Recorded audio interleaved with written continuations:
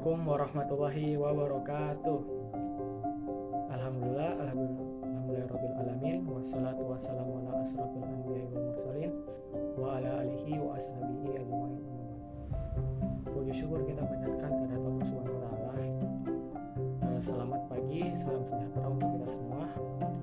Yang terhormat kepada Ibu dosen, Ibu Heni Zainal, serta teman-teman yang saya banggakan. Baiklah, izinkan saya memperkenalkan diri. Saya Andi Indra Mujay, selaku moderator akan memimpin atau membimbing acara presentasi kali ini. Baiklah, sebelum kita memulai presentasi, izinkan saya untuk memaparkan nama-nama peserta kelompok kami. Baik, pemateri yang pertama yaitu Anissa akan membawakan pendahuluan. Pemateri yang kedua itu Suci Arisani. Pemateri ketiga itu Anissa Wulandari. Pemateri keempat Tri Wahyuni Suaid. Pemateri kelima Gustiawan.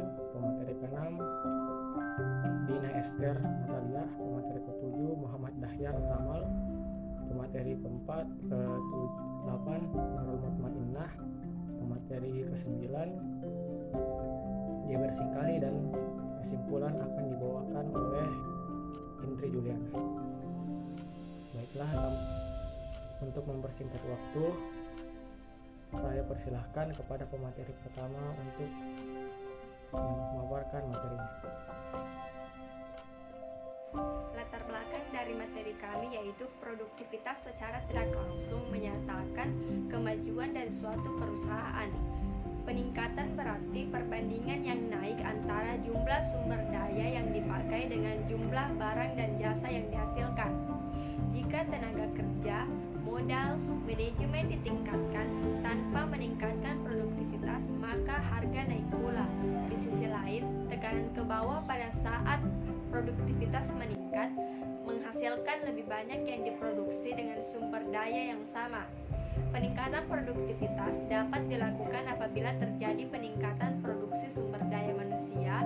Peningkatan produksi sumber daya manusia dapat dipicu dengan meningkatkan motivasi dan intensif karyawan. Kreativitas dalam administrasi merupakan cara bekerja sama dengan orang-orang dalam mencapai tujuan secara efektif, efisien, dan rasional yang mendatangkan hasil yang lebih baik dan tepat sesuai dengan tujuan pekerjaan yang telah ditentukan. Kreativitas dijadikan sebagai pengungkit pemikir untuk menemukan cara dan metode yang paling menguntungkan. Adapun rumusan masalah yang akan kami bahas dari materi kami yaitu yang pertama, pengertian produktivitas. Yang kedua, produktivitas manusia dalam administrasi. Yang ketiga, indikator pengukuran produktivitas kerja. Yang keempat, produktivitas dan efisiensi administrasi dalam MSDM sektor publik. Yang kelima, apa saja upaya peningkatan produktivitas. Adapun tujuan dari materi kami yaitu untuk mengetahui dan lebih memahami produktivitas manusia di dalam lingkungan administrasi. Produktivitas secara umum diartikan sebagai hubungan keluaran barang-barang atau jasa dengan masukan berupa tenaga kerja, bahan, atau uang.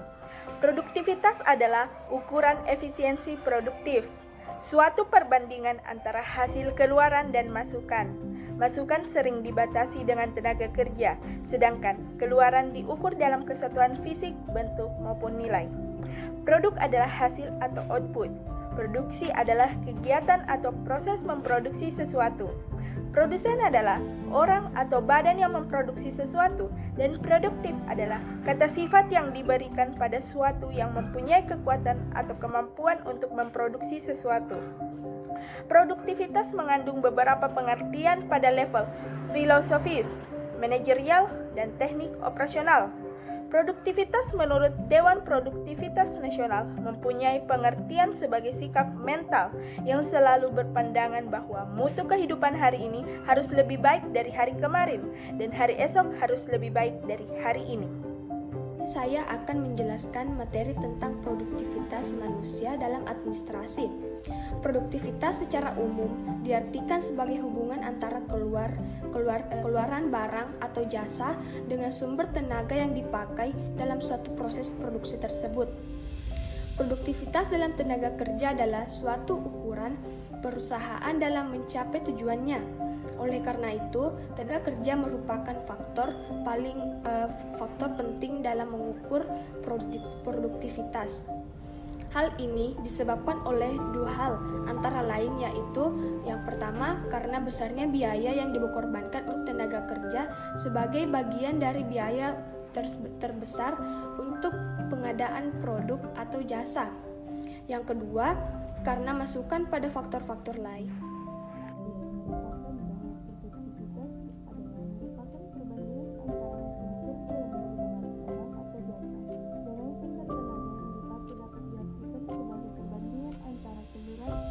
Keluaran dan masukan serta mengutarakan cara pemanfaatan baik terhadap sumber-sumber dalam memproduksi suatu barang atau jasa.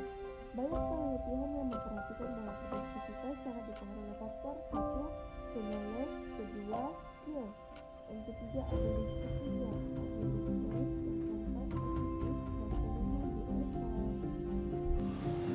Materi selanjutnya yaitu indikator produktivitas kerja.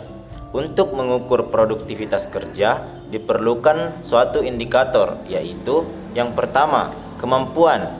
Mempunyai kemampuan untuk melaksanakan tugas.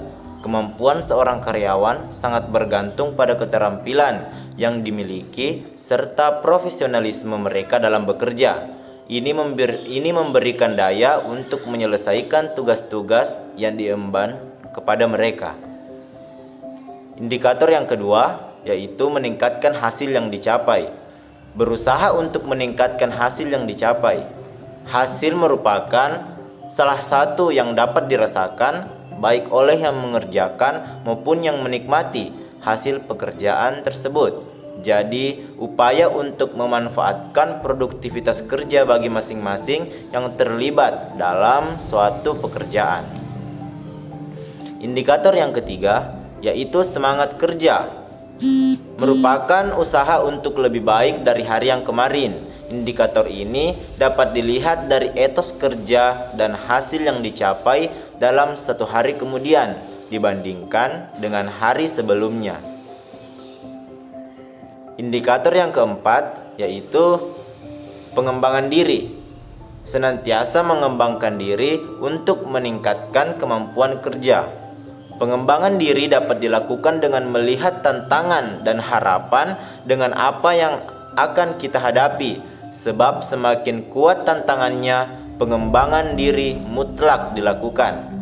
Begitu juga harapan untuk menjadi lebih baik pada gilirannya akan sangat berdampak pada keinginan karyawan untuk meningkatkan kemampuan. Baik, saya akan melanjutkan masih pada bagian indikator produktivitas kerja, yaitu mutu. Selalu berusaha untuk meningkatkan mutu lebih baik dari yang telah lalu. Mutu merupakan hasil pekerjaan yang dapat menunjukkan kualitas kerja seorang pegawai. Jadi, meningkatkan mutu bertujuan untuk memberikan hasil yang terbaik pada gilirannya yang akan sangat berguna bagi perusahaan dan dirinya sendiri. Selanjutnya, efisiensi. Perbandingan antara hasil yang dicapai dengan keseluruhan sumber daya yang digunakan. Masukan dan keluaran merupakan aspek produktivitas yang memberikan pengaruh yang cukup signifikan bagi karyawan. Produktivitas sering disebut efisiensi dan efek dalam diskusi reformasi administrasi. Peningkatan efisiensi cenderung berkontribusi pada peningkatan produktivitas. Oleh karena itu, reformasi pelayanan yang bertujuan untuk meningkatkan efisiensi dan efektivitas karena tujuan utama dan tujuan tambahan harus dipahami untuk berkontribusi dalam meningkatkan produktivitas. Materi selanjutnya yaitu produktivitas dan efisiensi administrasi. Daya tanggap pemerintah terhadap dorongan nilai efisiensi administrasi telah menyebabkan tumbuhnya usaha-usaha untuk meningkatkan produktivitas para pegawai pemerintah. Tetapi sikap pemerintah ini dibayangi oleh persaingan nilai-nilai yang sering memperlemah semangat semula untuk produktif. Efisiensi administrasi berselisih dengan nilai-nilai keadaan sosial dan hak-hak pegawai. Produktivitas telah menjadi perhatian dan kepentingan utama di dalam sektor publik dikarenakan penggabungan nilai efisiensi dengan nilai daya tanggap politik, dan juga dikarenakan kondisi-kondisi ekonomi yang juga merugikan. Adapun pembahasan selanjutnya yaitu upaya peningkatan produktivitas. Bahwa peningkatan produktivitas kerja dapat dilihat sebagai masalah keperilakuan, tetapi juga dapat mengandung aspek-aspek teknis. Untuk mengatasi hal itu, perlu pemahaman yang tepat tentang faktor-faktor penentu keberhasilan meningkatkan produktivitas kerja. Sebagian di antaranya berupa etos kerja yang harus dipegang teguh oleh semua karyawan dalam organisasi. Adapun faktor-faktor tersebut menurut Siagian, yang pertama yaitu perbaikan terus-menerus. Dalam upaya meningkatkan produktivitas kerja, salah satu implikasinya adalah bahwa seluruh komponen organisasi harus melakukan perbaikan secara terus-menerus. Faktor yang kedua ialah peningkatan mutu hasil pekerja. Berkaitan erat dengan upaya melakukan perbaikan secara terus-menerus ialah peningkatan mutu hasil pekerjaan oleh semua orang dan segala komponen organisasi. Padahal, mutu tidak hanya berkaitan dengan produk yang dihasilkan dan dipasarkan baik berupa barang maupun jasa, akan tetapi menyangkut segala jenis kegiatan di mana organisasi terlibat. Faktor yang ketiga yaitu pemberdayaan sumber daya manusia. Bahwa sumber daya manusia merupakan unsur yang paling strategis dalam organisasi. Karena itu, memberdayakan sumber daya manusia merupakan etos kerja yang sangat mendasar yang harus dipegang teguh oleh semua eselon manajemen dalam hierarki organisasi. Memberdayakan sumber daya manusia mengandung berbagai kiat seperti mengakui harkat dan martabat manusia, perkayaan mutu kekayaan, serta penerapan gaya manajemen partisipasif melalui proses demokratis dalam kehidupan berorganisasi. Baiklah, sebelum presentasi ditutup, saya akan memberikan sedikit kesimpulan dari kelompok kami, yaitu produktivitas secara umum diartikan sebagai hubungan keluaran barang-barang atau jasa dengan masukan tenaga kerja, bahan, uang. Produktivitas adalah ukuran efisiensi produktif. Produktivitas dalam tenaga kerja adalah salah satu ukuran perusahaan dalam mencapai tujuannya. Oleh karena itu, tenaga kerja merupakan faktor penting dalam mengukur produktivitas. Hal ini disebabkan oleh dua hal, antara lain: pertama, karena besar biaya yang dikorbankan untuk tenaga kerja sebagai bagian dari biaya terbesar untuk pengadaan produk atau jasa. Kedua, karena masukan pada faktor-faktor lain seperti modal. Produktivitas sering disebut efisiensi dan efek dalam diskusi reformasi administrasi. Mungkin karena sektor publik sangat berbeda dengan sektor swasta dalam konsep layanan dan aktivitas dan nilai yang diraihnya, sehingga tidak mudah menghitung produktivitas sektor publik seperti yang dilakukan di sektor swasta. Oke, sekian persentase atau diskusi dari kelompok kami. Terima kasih atas partisipasi dan perhatiannya. Lebih dan kurangnya mohon dimaafkan. Assalamualaikum warahmatullahi wabarakatuh.